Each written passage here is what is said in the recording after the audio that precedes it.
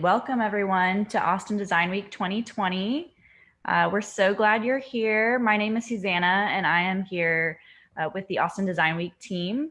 You can connect with us and share your experiences over the week by tagging us on social media. And if you haven't already, we encourage you to join the Austin Design Week Slack workspace. Please check the Zoom chat where we'll be putting that link and several other resources for you. We encourage you to continue the conversation there. There are free events all week, so we encourage you to check the schedule and join us for more. We also want to say a huge thank you to all of our generous sponsors for making this year happen. Finally, at the end of the event, you'll be asked to take a brief survey on this event, and we'd love to hear from you. With that, I'd like to pass it over to our amazing host, Yiying, to get this event started. Thank you. Hello, everybody. Woo! We had a little technical issue here. No, I'm just joking. This is usually the start of the show, and I love to see people's expression, even though I couldn't see your expression right now. But era is human, whether it's technology or any other services, it's all made by human, and we are all people, right? So every time when technology goes down, people get frustrated. But what's really interesting is there is a technology failure page, especially in the tech community. A lot of people actually are familiar with it. That is the Twitter fail whale. And what's really fascinating for me, because I was the artist behind this illustration, is that I realized when you combine technology and art, you would actually have an amazing community that responds to your work. So I want to show you what happened when you combine these two things together and how art and technology go together can engage with a global community. It's pretty amazing. When I initially created the artwork, I had no idea it would actually create a global phenomenon. It's up until Twitter, this little teeny tiny startup in San Francisco. Back then, the creative director of Twitter, Biz Stone, picked up the illustration. And the next thing you know is that they were using it every single time when Twitter goes down. So people from around the world, from Tokyo to New York, from Copenhagen, Denmark, to Singapore. In this case, the public service in Singapore actually licensed the artwork for their public campaign. There's also people from around the world showcasing their creativity by sending me the cakes they made, inspired by the artwork. Also, in the East Coast, there was a Fail Whale Pale Ale beer label contest. I was one of the judges and was able to see a lot of people come up with their own designs. And I was very fortunate to get a design award in 2009 by Shorty Awards. And they flew me out all the way from Sydney, Australia to the States for the first time. And I was able to also see the whale actually inspired the drink that they're serving to all the audiences and guests. It was quite fascinating to see people also from around the world started to have their own fashion trend inspired by the 404 page, as well as during Halloween's, folks from different tech companies sending me photos of their little creations inspired by that artwork.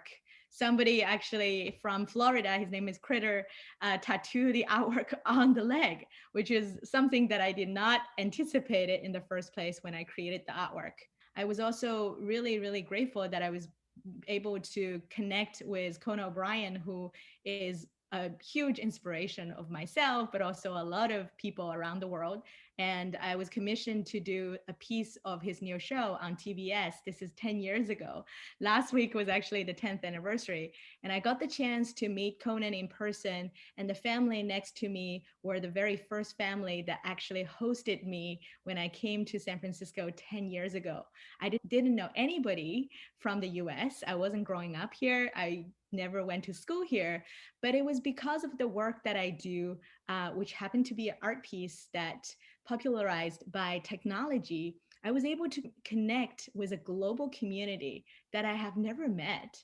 And even here, talking to you all, it was such a pleasure and also just wonderful to be able to connect on the virtual end and spread the joy and also creativity. So hi, my name is Yiying Lu.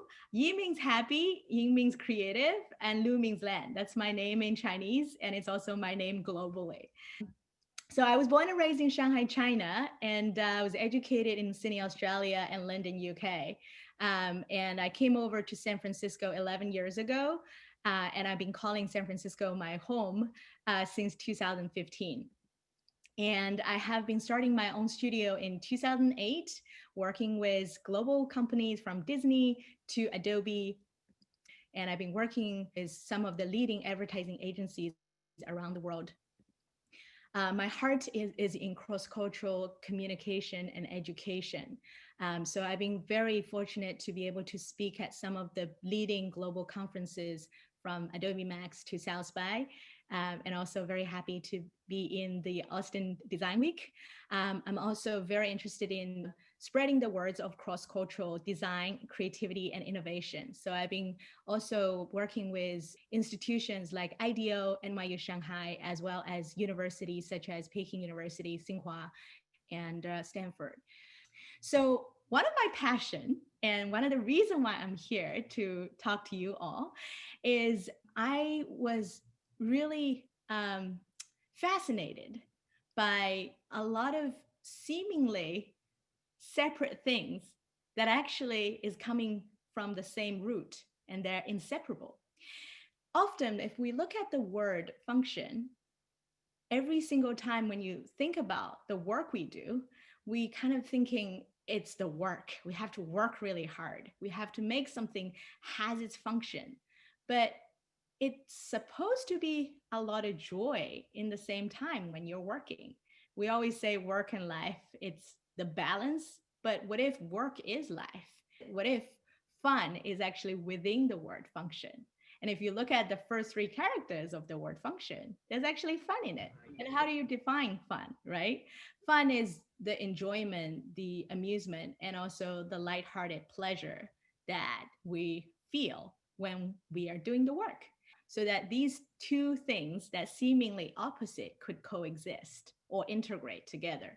So if you look at the traditional arrow page in this case, it has its function, but it's not necessarily engaging. And if you look at the difference between this one to the Twitter farewell, the function is the same. These two pages are both telling people, hey, something is wrong with the technology and we're working on it. Please bear with us.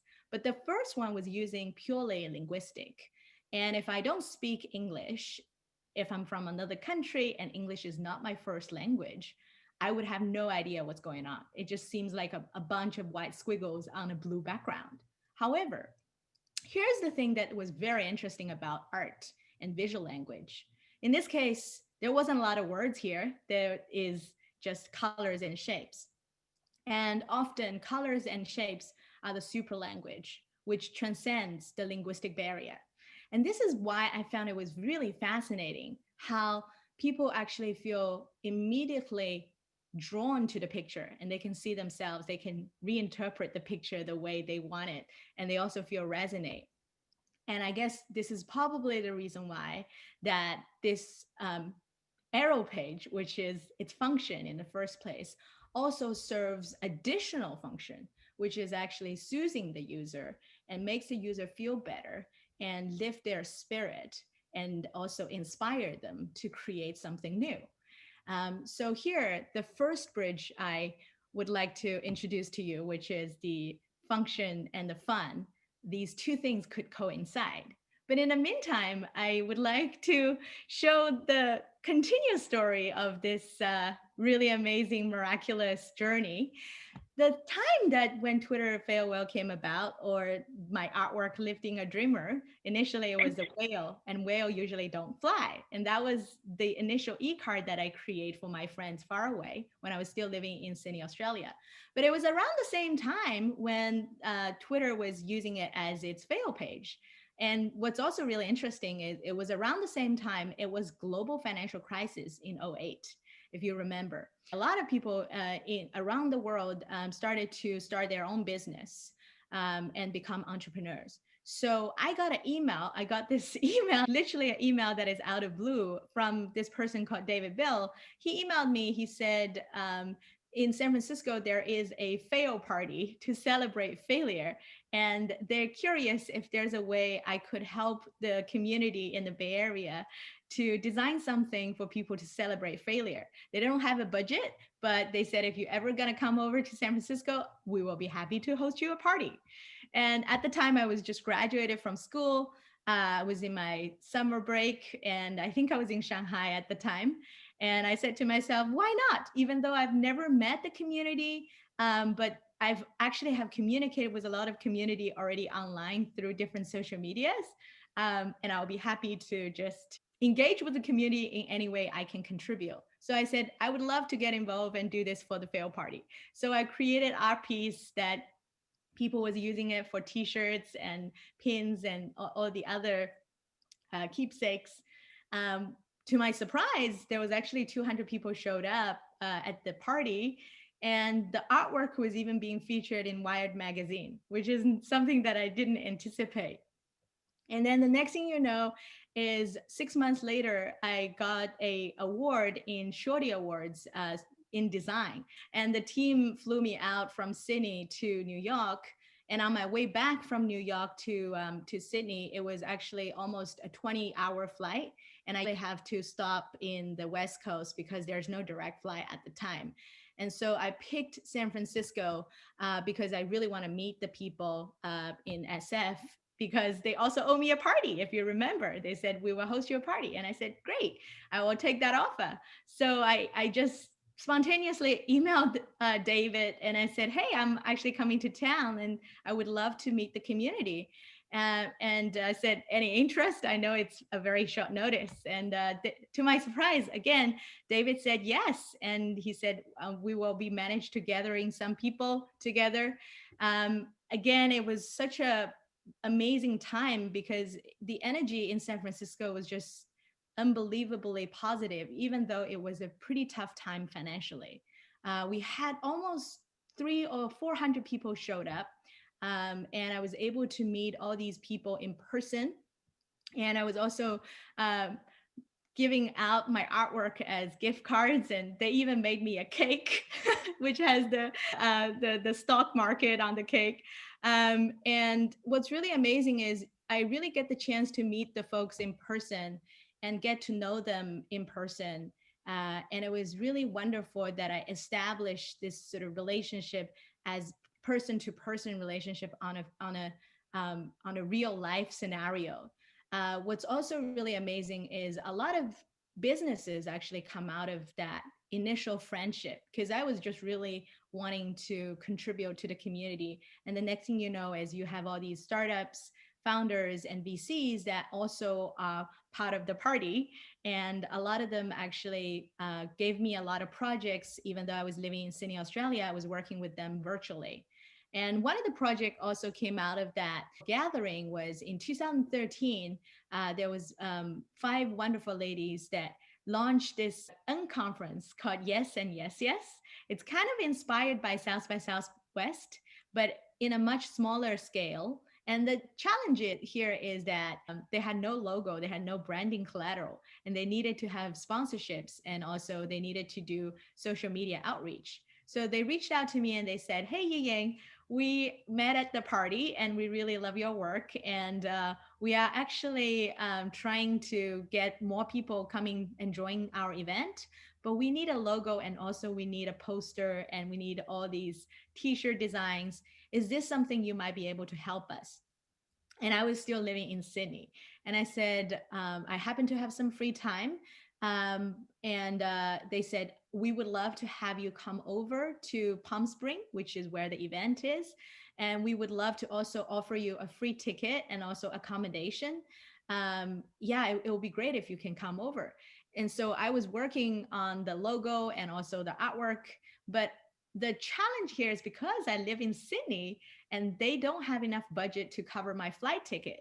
And at the time, the flight ticket is almost $2,000. And so I gotta have to figure out a way. Either I have to figure out a way to make the money for my flight ticket. In the meantime, I'm also investing my time to create the logo and also the poster for them without charging them extra money because they don't have a budget yet. And so, or I'm not doing anything. I will just reject the project and not going to do any of these creative work. But I decided to do it because I really genuinely wanted to engage with the community. And I also think that if there's anything I can use my art to provide value, whether it's to the organization or to the community, I want to do that. It's just the right thing to do.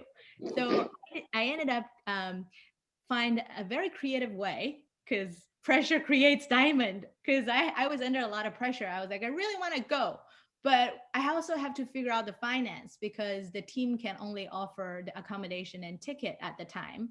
So I come up with a creative way, which I proposed to the team. I said, look, I know that you don't have enough budget at the moment. What I'm going to do is I'm going to buy my own flight ticket. And in order to compensate the amount of money that I'm going to spend, I'm going to make 50 signed and numbered print. And I'm also going to bring to the event. And if you can help me to promote, the proceeds of the print is going to cover my cost. And the community would also have something to keep because it's a pretty amazing event. And in the end, to my surprise, it was almost all sold out. Everybody was so happy to get the print. I was able to get enough money to cover my cost of the flight. I even had extra money that I can donate to the World Wildlife Foundation to save the real world whales, which is my inspiration in the first place. And the organizer also have my design on the t-shirts and posters. And so in this case, I always joke that was my first IPO, which is the initial painting offering. So this was such a wonderful experiment. I was able to meet so many wonderful people through the event. I was making new friends, and I was also able to help the community and help the organizers of the event to be able to raise money successfully for the event itself. And in the meantime, I was also tweeting the imagery on the internet. And the next thing I know is I got this tweet from one of the engineer from Twitter. And I've never met Bryce in person. And Bryce said, how do I purchase one of the print? I happen to have some print left. And I was also working with a separate team at Twitter. So I said, in fact, I'm really living very close to the Twitter headquarters, and I'm having a meeting with your marketing team. Why don't we meet up in person? I will actually frame the art and bring it in person. So I framed the artwork. I met Bryce in person. He was so sweet. He even purchased the official t-shirt and I was wearing it. Was a wonderful meetup. In the meantime, he also mentioned at the cafeteria, he was introducing his engineering team and also his team lead. He said, by the way, our team is actually wanting to make something internally for all the engineers who are working on the capacity issue. So we want to make a t-shirt for the capacity team. Would you be interested in collaborating with our team? And we would love to maybe license one of your new work. And so I ended up was working with the fantastic team, and they're all engineers. And I was working very closely with the head of the engineering team, Carter. He doesn't smile very much, but he's full of ideas. We would email back and forth, and I sometimes would come to the office, meet up with them, and they will give me different design suggestions. And we ended up have this capacity repairing owl. And we also had an idea coming together to have the pocket on the t-shirt, have the pencils and the calculators in the pocket. And it was locally produced in San Francisco to support the local business. This is the printer. He's so proud, showcasing the work. And by the end of this project, when Carter received the t-shirt, he actually came to me and said this in front of his entire team. He said, Yiying, our team is really, really grateful that we were working on this project together, because as engineers, as programmers, we usually don't get the chance to collaborate with designers and artists. Even our internal designers, they're always working on company product.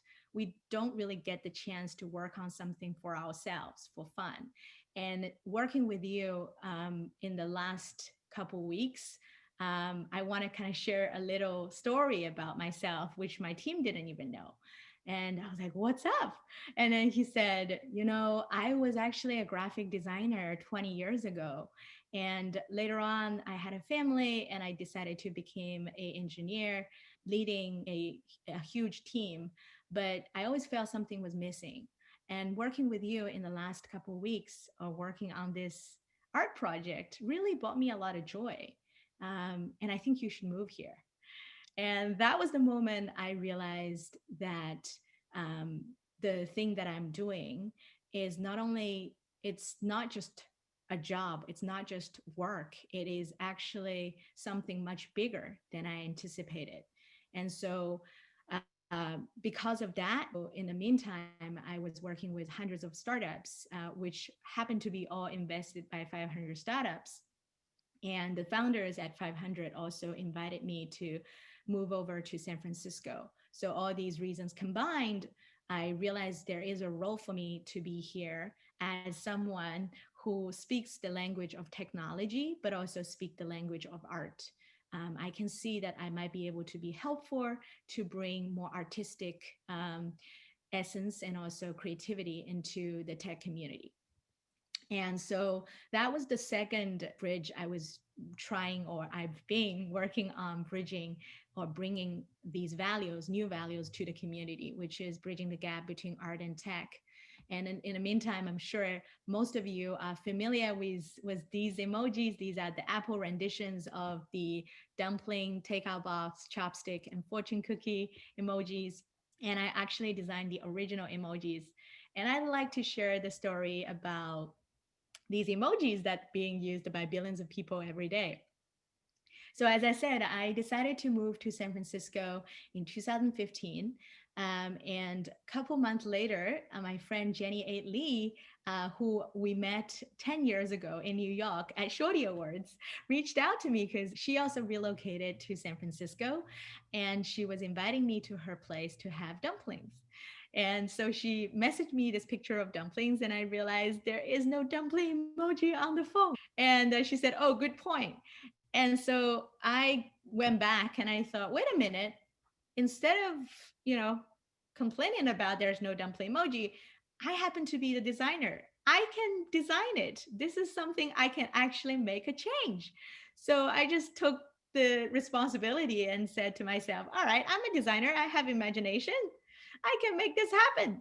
So I went back and I came up with the very first dumpling emoji. I called it the bling bling dumpling because it blinks.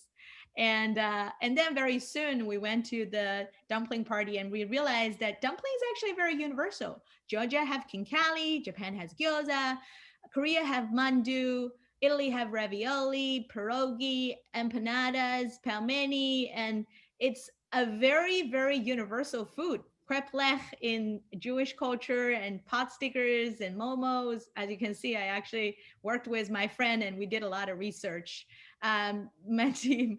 And so my friend and myself, we actually grouped together and we came up with this very informal group called Emoji Nation. And basically, we also did a little Kickstarter campaign and really kind of try to raise the awareness of dumpling emoji supposed to be on the keyboard. And we also did more research and realizing that there is this nonprofit organization called Unicode, which is actually in Silicon Valley. And it was a group of retired and present engineers and linguistic experts who are very interested in localization and globalization, who have been working publishing all these Unicode keyboard characters, including the ones that we're using as emojis. Jenny also had a conversation with the people there, and they said, "We really love your bling bling dumpling, but if you look at most of the food dumplings, there's not a lot of them have actual facial expressions. And so we would love to have you remove the faces and also making it 45 degree because most of the new emojis actually are 45 degrees. So I had to eat more dumplings and also try to understand why it's 45 degree. I guess it's easier for you to use chopstick to pick it up. So I redesigned the dumpling emoji, made it to 45 degrees, and that's the final design.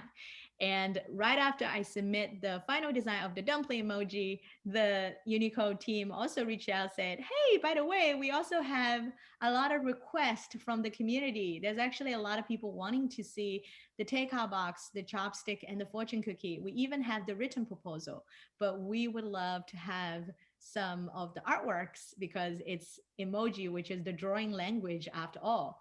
So at that stage, I was doing all these things as a volunteer effort. I mean, everybody actually in Unicode is doing it as volunteer effort. It was pretty amazing. All the things that we are actually using, these are all efforts from people that using their free time and really dedication to make these language lexicons available. So at the time when they asked me to contribute my art to these emojis, definitely it's not a job and it's not a career, but I guess it's a calling, it's a lifestyle. So I came up with the takeout box, the chopstick, and the fortune cookie. And eventually, Jenny and I, we presented at UTC, which is Unicode Technical Committee at IBM in January 2016. And at the time, I met Alalita. She used to work at Twitter. She's now also on the board of Unicode emoji and subcommittee. And so she tweeted the picture on Twitter. And amazingly enough, in real time, we received a Unicode committee in Taiwan. Bobby Tan from Taiwan actually tweeted back and he said the crossed chopsticker is actually impolite in China and Japan, especially to the elderlies. And I look at it, I was like, I was born and raised in China. I was born and raised in Asia. And I had no idea of that particular etiquette because, as you know, a lot of things, a lot of customs and a lot of etiquettes and rituals, when there wasn't enough people to advocate for that, and it will be slowly forgotten. And I started to do a lot more research, and I realized that is actually a very valid suggestion because, according to a lot of traditional and also in Japan and Korea, it was still being carried on as a etiquette. And so I want to make sure that I paid the honor towards the tradition.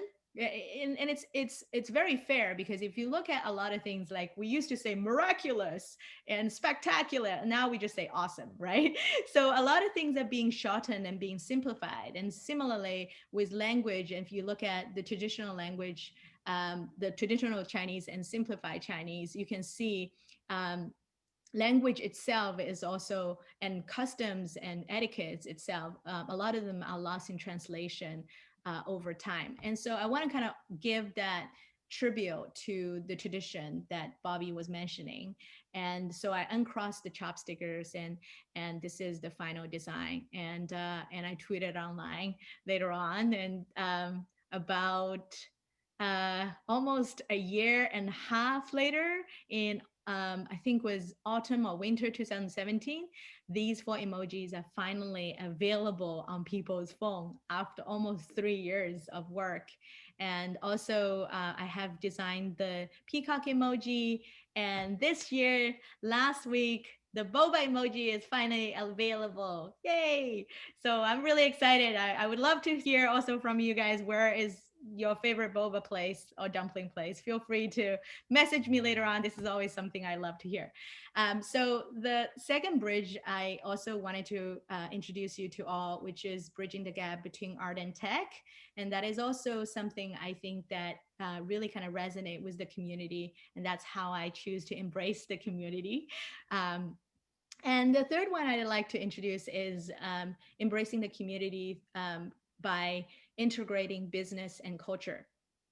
And what's really interesting is that the dumpling emoji project, initially I was just doing it because I thought that was the right thing to do, but it really took me to amazing new adventures that I would never imagine that I would have. Shortly after the dumpling emoji was being released, actually even before it was being released, I was starting to be asked to speak at different places to talk about design and cross-cultural design.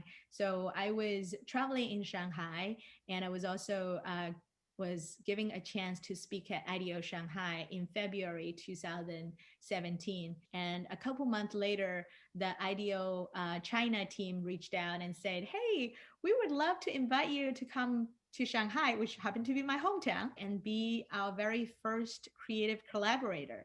And what it means is that I will be given a table at the IDO Shanghai office, and I will be given resources and time to be there working on my own art project. The only catch is that I have to share my creative process with everybody who is at IDO Shanghai. Also, my project will be my own personal project, but it needs to be inspired by the community and people that I have met in Shanghai. So obviously, I'm not just going to be creating for myself because it is a community driven project. I need to interview people and ask what the people want. And so I asked everybody, and everybody wanted to see more dumplings. That is their request, because they said, we love the dumpling emoji, but we wanted to see more dumplings. We want to see a more universal dumpling. And at IDO Shanghai, they also hire local aunties and grandmas to be their in-house chef. So we have the wonderful experience to eat all these different kinds of dumplings in Shanghai. And it also gave me a lot of inspiration by talking to the local grandmas and aunties. In the meantime, one of my team member, Aileen, was asking me. Eileen is actually Asian American, born and raised in Hawaii, and she's also Chinese descent.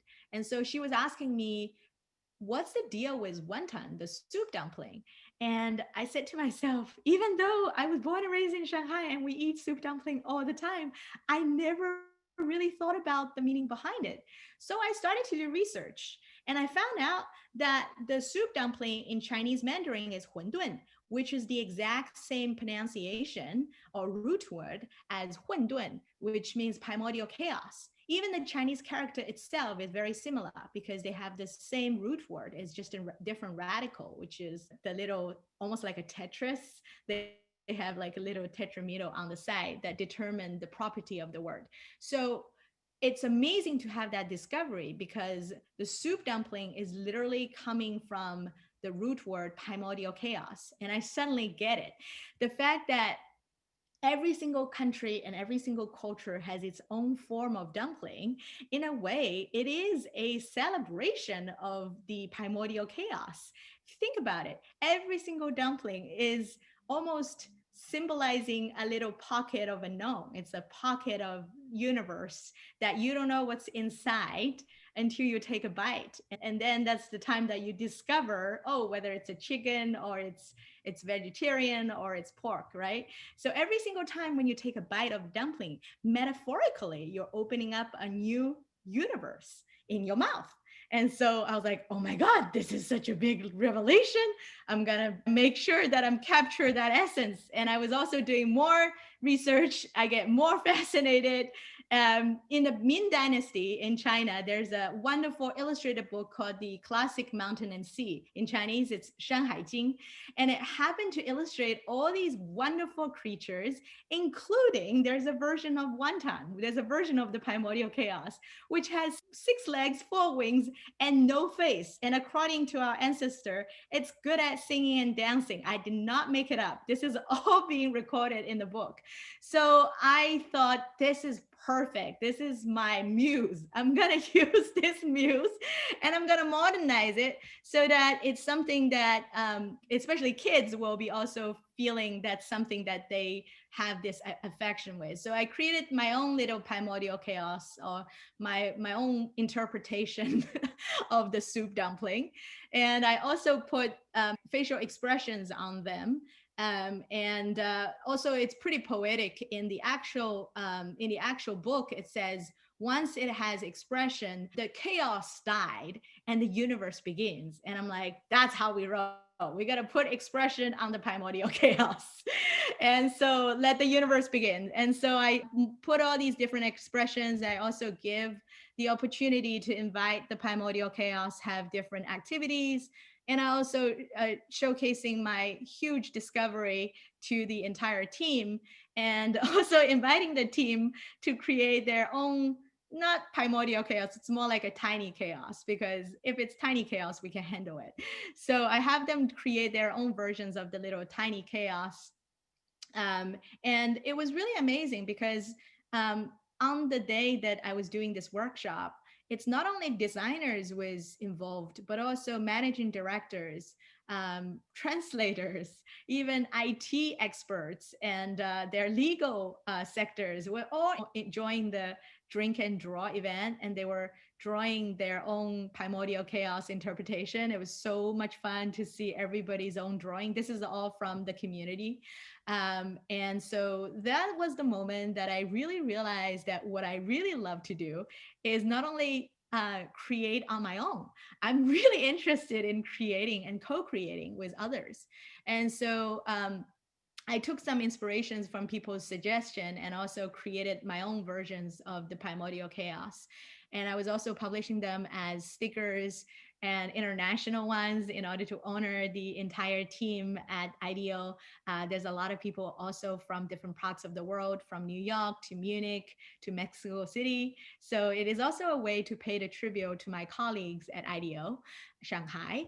And it's also really great that we were able to use these stickers that I create right away on WeChat, which is equivalent to Messenger here. And people were able to actually use the emoji or the little sticker right away.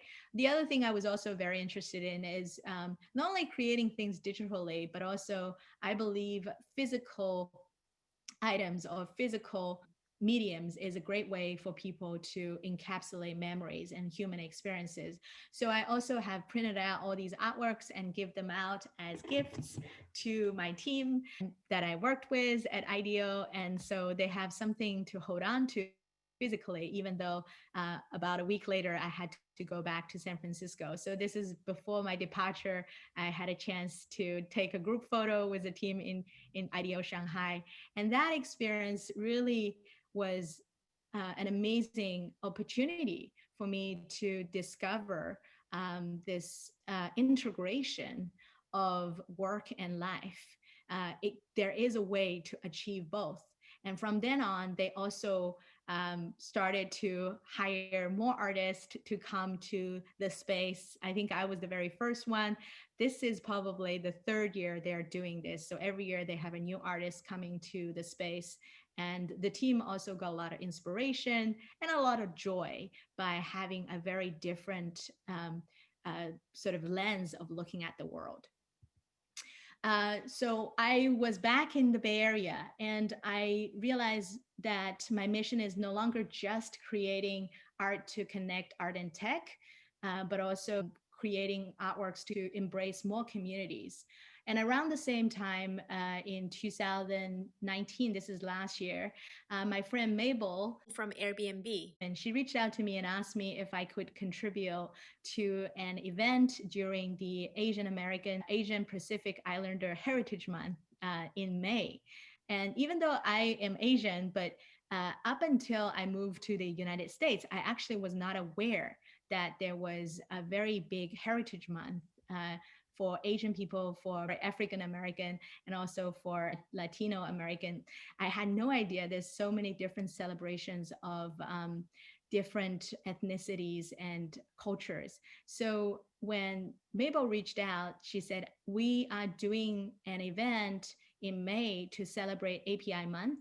And it is all volunteer effort. And the main designer initially was supposed to create the art, had a lot of deadlines to catch up with in the next couple of weeks. And we need some help to come up with a theme art for our party. And we're about to do this in about 10 days. Is this something you might be able to help?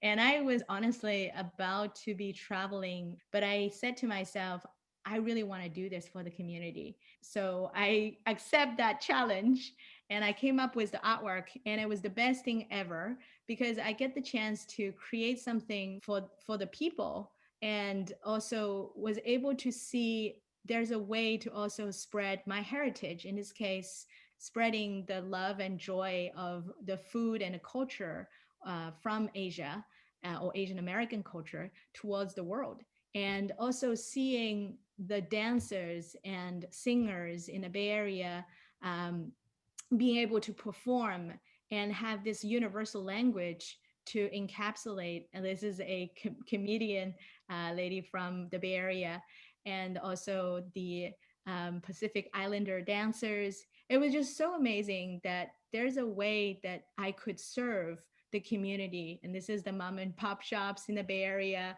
They are also showcasing their dumplings with kimchi sauce. So even look at these photos now, it brings a lot of emotion. We're not able to do these offline events anymore for a while. But I was just so happy, and it's very meaningful to me to be able to do this for the community. And the reason why I was drawing this red panda is because I also care a lot about not only community for people, but also animals and plants and all these living beings that we are part of. And I think that we always say human and nature, but human is actually part of nature. And one thing I also wanted to do, and using my work to be able to bridge the gap, is also finding a way to advocate for endangered species as well. So the reason why that I was using the little red panda to be the mascot is because I also think very deeply, as in the red panda is not only cute, but it's also endangered. There was less than 10,000 red pandas existing on the earth.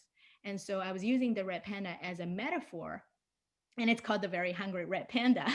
It's Asian, it's cute, but it's also endangered, just like the Bay Area artists and just like the Bay Area small business owners, the mom and pop shops, because a lot of tech companies coming in, they're doing great things, but in the meantime, there needs to be a balance, and there needs to be an equilibrium between small business owners, artists, as well as technologists and larger corporations.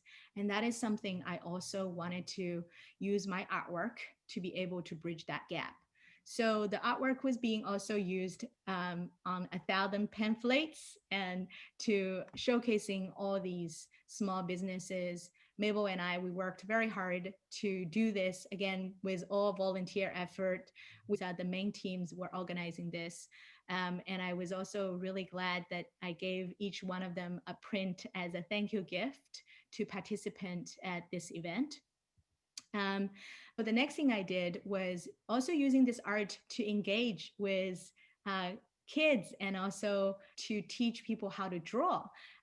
So I was very fortunate to be given an opportunity to also teach at Today at Apple. I was hosting an event to customize characters with Publix, and it's a free event. So I was giving a talk, but after the talk, I also was giving the audience the artwork I did, which in this case is a picture of San Francisco. And I convert this picture that I made in Adobe Illustrator into black and white wireframes. And the Apple Genius teams, we work together. We put them on the iPad. We give them to the audiences. And myself and also another Apple staff member, we were showcasing how to use the latest software of Adobe Fresco, which is a wonderful drawing app, to draw artworks on an iPad. And we have amazing results. This is Race, who is 7-year-old, and at the time he's only 6, and this is the first time he was drawing on an iPad. This is also from another little friend. This is the team from Adobe. I think they're also Adobe drawing team, and also get the chance to draw. Never actually draw together. And it's just wonderful to be able to see. This is from the audience work. It's just wonderful to see people unleashing their own creativity. This is also from Claire. And she said, you don't have to be an artist to enjoy drawing. Creativity is for everyone. And that was indeed my mission. And I think that I'm very humbled to be here to talk to you about sort of facilitating this opportunity to create. And so this is also additional bridge, or the gap that I'm trying to bridge together to serve the community, which is work and life. And in early 2020, as you know, the COVID-19 hits, and a lot of my in-person talk were canceled. And I started to figure out a way to embrace community online on a very different sphere. And this is where I started a project with a group of fantastic scientists, engineers, and also designers at an institution called Anthropocene Institute. And we were working on this project called Where to Care. And it's a project to encourage people to wear masks and to also use this as an opportunity to engage with people at a workplace. And we were very lucky to be able to engage with the Stanford Medical School as the very first partnership or participant. So at the time, what we were trying to do is not only encouraging people to wear masks, but also I was using design as a way to host creative workshops to help people to feel better, and also to help folks like Stanford Medical School students and professors who were devoting all their time doing research and working in the front line with frontline workers. They hardly have any opportunity to actually exercise their mind, or just giving their mind a opportunity to think in a different way, or to be able to feel creative. And so this was something I realized, that design actually have this healing effect, have this really wonderful functionality, and it can serve you to think very differently, just like what I did at Twitter Capacity Team. So at the time, I hosted the very first virtual design clinic. And I was basically integrating my design methodology and design thinking methodology that I have practiced and learned in the last 10 years that I worked with corporations. And I was applying it with the medical school students and professors. And together we were working on what's the power keywords to describe SPOC, which is the program that does the COVID-19 research. And also having the team to started to draw the value adjectives that resonate with them. And the result was really amazing. So the students are super creative. And the professor also was able to see a very different side of the students that they work usually on medical research. And she was able to see the students actually have a very artistic side, a very creative side. These are all the students' work. And this is actually Professor Daria, who was also it was so wonderful to see her unleash her own creative side. And she was also coming from a family that mostly an artist, and she was the only one that is doing medical science. And so it was really amazing to hear from her that she was able to feel more connected with her students, because she was able to see a very different side of her students and realizing how creative the students artistically. And she's also very fantastic. As you can see, she has all these colorful drawings and illustrating the word exhilarate. And so then our team took the work and transformed them onto the masks and show them in real time how their design would look like as masks. And we get the mask produced locally to support the local business, but also we are able to give these masks to the Stanford Medical School students and professors. And to me, the most exciting thing is to be able to see the value of art for the community on a tangible and measurable manner. So I did the measurement of their mood in the beginning of the event, which is how you feel from 1 to 10, and then at the end of the event. And what's really fascinating is the number of the actual score of feeling is rising from 6 all the way until 9.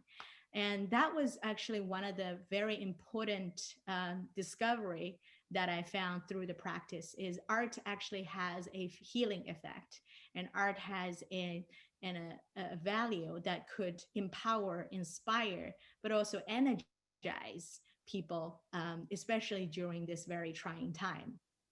So I carried on with this mission, and I was doing a lot more event. And this is also one of the events that I love, which is I was working with the Asian American Bar Association with a bunch of lawyers.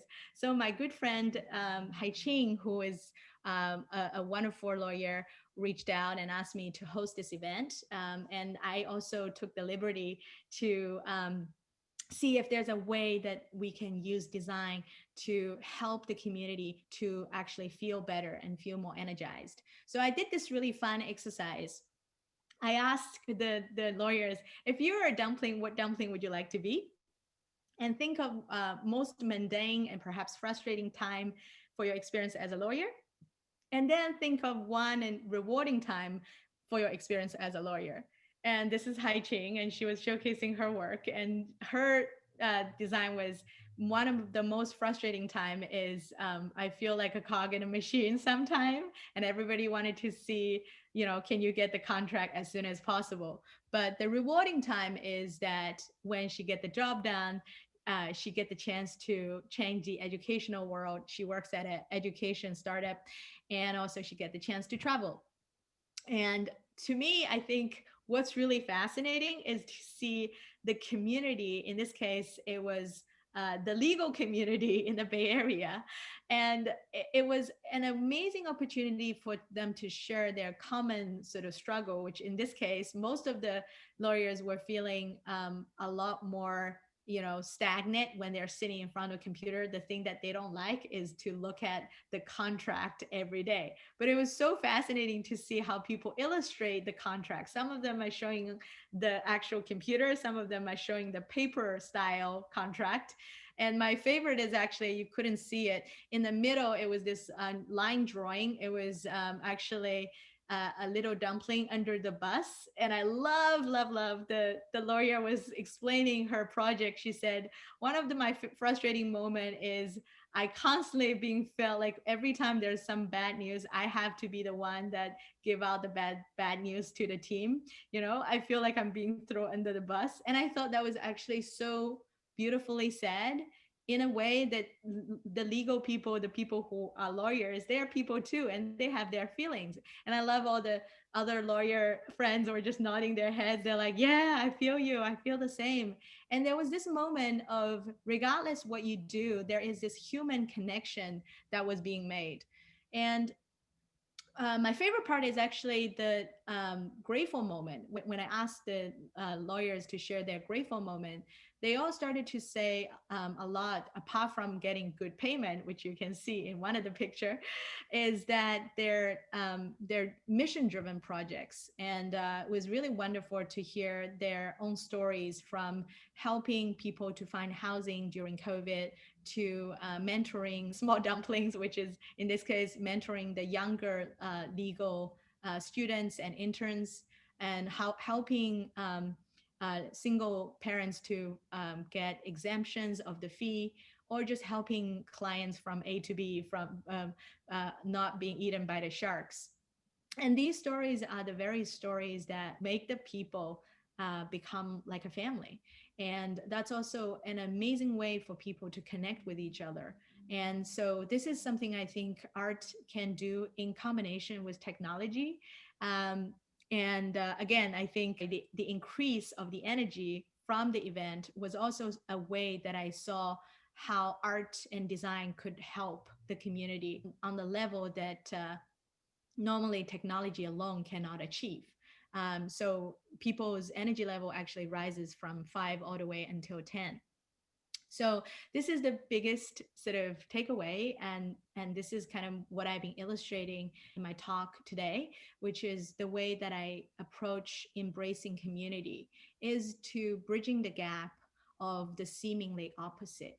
So in this case, I think I have been so grateful to be able to be here talking to you as a community, and the way that we can approach to embrace the global community or your local community is from these 5 aspects that I have covered today, which is to bridge the gap between function and fun, to bridge the gap between the technology and art, and business and culture, work and life, and lastly, the East and West. Um, Thank you so much. I wanted to end this presentation with these art pieces that I have creating. This is actually my personal project. Initially, I was doing the artwork to basically illustrate the city that I have lived. In this case, San Francisco, Sydney. I've lived in Sydney for 13 years. And also I did exchange study in London. What's really interesting is that one of my friend actually pointed out, said, hey, I just realized that your cityscape always have bridges. Is that your theme? And I said to myself, actually, I didn't really consciously thought about that. I was just drawing cities, and it's nice to have water and architecture's key iconic buildings. But now I look at it, the subconscious mind has always been pulling me to draw the bridges. So these are the bridges around the world. And in some way, we are all bridges. And we're all bridges for the global community. So thank you so much for spending your time with me. And it was such a pleasure and honor to host you this afternoon or evening. So thank you. Thank you, Yiying. Does anyone have any questions for you? We do have a few more minutes if anyone wants to ask any questions. I'm so happy to see all of you here virtually.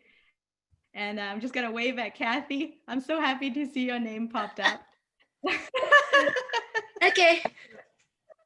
I'm going to send this out to whoever is out there. Yiying and I met today online because my son, who lives and works in Shanghai, introduced Yiying and me. And after very little exchange, actually, by email, I realized that Yiying, I'm 78 years old, okay? I'm a Chinese American. I grew up in China, da da da. Anyway, I wanted to tell her, and I'll tell her now, you're like me when I wanted to be like you. Oh my goodness. And I'm going to start crying again because that's what it's like to take your stories, to take the chance, to think outside the box, and all the shit that might happen in your life will one day be useful. And so take the stories in your life and realize that if you get really good at telling those stories in a minute or two, you can control how other people perceive you, as well as understand how you perceive yourself. And it's an ongoing thing, and it goes on and on. And thank you. Thank you so much, Kathy. This really means a lot. And I'm crying because I'm so honored to be able to talk to you all. And thank you for staying.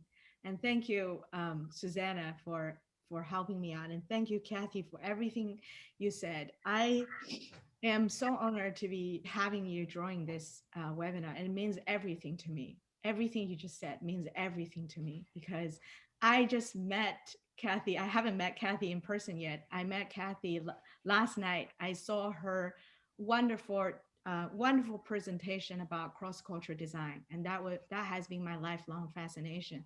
And I was watching I was watching her video.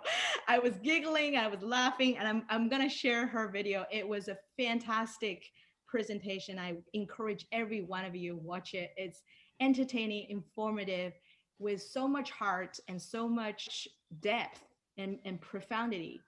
And one thing I think is also, I always take chances. I read Kathy's son William's interview recently. This is like a little presentation that I was not prepared to make. I was just taking the screen grab and I was about to send it to my parents living in Sydney, because it was a very hard decision for me to make because I'm a single child, and my parents actually moved to Sydney, Australia for me because they thought I would be settled down in Sydney 10 years ago. But I had a calling. I had a calling I had a calling as soon as I arrived in the US. Whether it's New York or San Francisco, I feel like I'm at home. It's very strange. I'm at home in China. I'm at home in San Francisco. I'm at home in Sydney. I'm at home in Abu Dhabi the first time I visit. And I believe that we're talking about community. People always say that home is where your heart is. But I believe that if your heart is big enough, anywhere can be a home. William Baobin. I met William last year when I was actually traveling in Shanghai. And I was actually speaking at an event in Shanghai. It's called People Square. It was a co-working space. It was actually used to be the oldest computer factory and later on become computer market in Shanghai. I got my very first computer there back in 1994. And many years later, I met William, was completely by chance because I was presenting at their co-working space. And William is one of the most successful VC and also managing partner of China Accelerator, which is part of SOSV, which is one of the biggest VC firm in the world. And it was just quite fascinating. William started to talk about his parents and also grandparents, and I get the chance to know a little bit about Kathy. I was very fascinated. And just about a couple of days ago, I found out this article on LinkedIn where William was sharing his recent interview with the community on LinkedIn. And I read the story. I found out Kathy's was probably the very first cheerleader in Tufts University and very early people to come to America as not only Chinese American, but also Asian American. And I'm also very passionate about bridging the gap between the East and West. And so I basically reached out to William and I said, I would love to talk to your mom. And then we have her join us in this webinar, and she just made me cry. This is how it works, and I'm so grateful that you all are here with me. And I think this is how we remember. I think remember who we are, and remember with the family that you're supposed to be with. And thank you for allowing me to have this chance. This is a pre-Thanksgiving.